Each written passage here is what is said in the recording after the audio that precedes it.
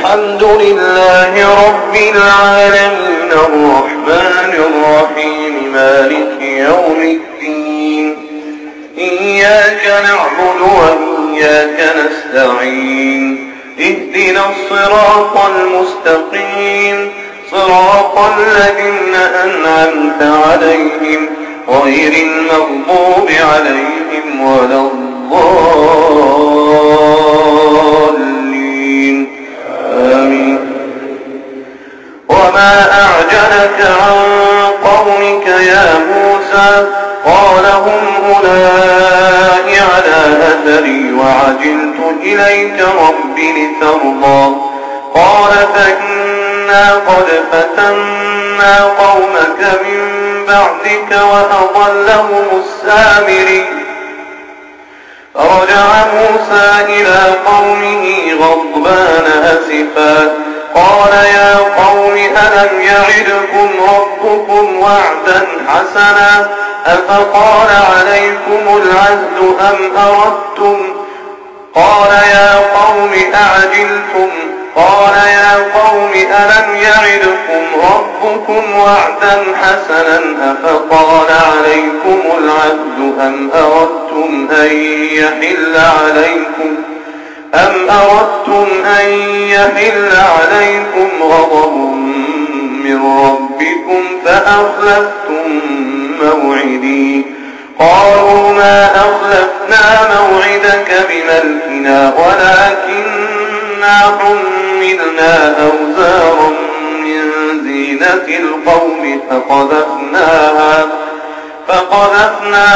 فكذلك ألقى السامري فأخرج لهم عجلا جسدا له خوار فقالوا هذا إلهكم وإله موسى فنسي أفلا يرون ألا يرجع إليهم قولا ولا يملك لهم ضرا ولا نفعا ولقد قال لهم هارون من قبل يا قوم إنما فتنتم به وإن ربكم الرحمن فاتبعوني وأطيعوا أمري قالوا لن نبرح عليه عاكفين حتى يرجع إلينا موسى قال يا هارون ما منعك إذ رأيتهم ضلوا ألا تتبعني أفعصيت أمري قال يا ابن أم لا تأخذ برحيتي ولا برأسي إني خشيت أن تقول فرقت بين بني إسرائيل ولم ترقب قولي قال فما خطبك يا سامري قال نصرت بما لم يبصروا به فقبضت قبضة من أثر الرسول فنبذتها وكذلك سولت لي نفسي قال فاذهب فإن لك في الحياة أن تقول لا مساس وإن لك موعدا لن تخلفه وانظر إلى إلهك الذي ظلت عليه عاكفا لنحرقنه ثم لننسفنه في اليم نسفا الله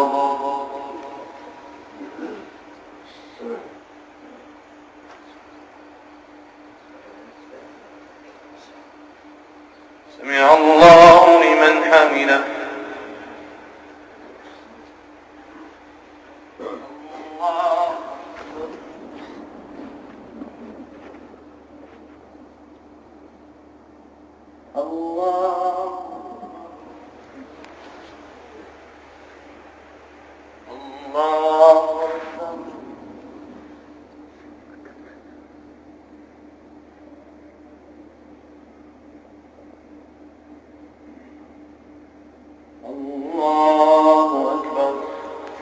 الحمد لله رب العالمين الرحمن الرحيم مالك يوم الدين إياك نعبد وإياك نستعين اهدنا الصراط المستقيم صراط الذين أنعمت عليهم غير المغضوب عليهم ولا الضالين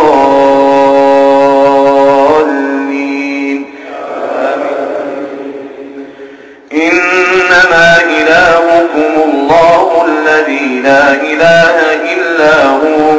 وسع كل شيء علما كذلك نقص عليك من أنباء ما قد سبق وقد آتيناك من لدنا ذكرا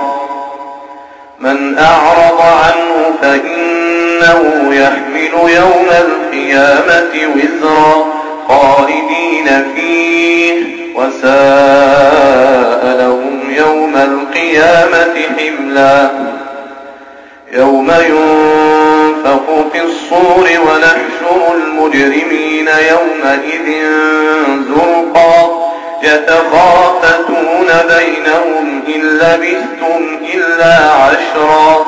نحن أعلم بما يقولون إذ يقول أمثلهم طريقة إن لبثتم إلا يوما ويسألونك عن الجبال فقل ينسفها ربي نسفا فيذرها قاعا صفصفا لا ترى فيها عوجا ولا أمتا يومئذ يتبعون الداعي لا عوج له وخشعت الأصوات للرحمن فلا تسمع إلا همسا يومئذ لا تنفع الشفاعة إلا من أذن له الرحمن ورضي له قولا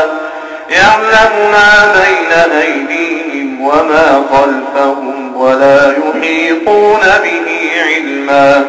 وعنت الوجوه للحي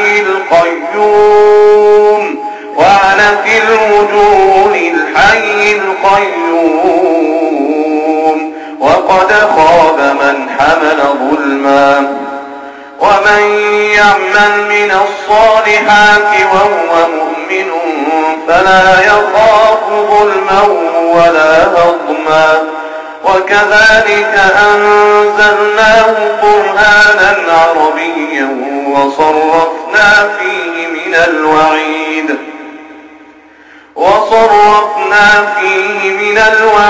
لعلهم يتقون أو يحدث لهم ذكرا فتعالى الله الملك الحق ولا تعجل بالقرآن من قبل أن يقضى إليك وحيه وقل رب زدني علما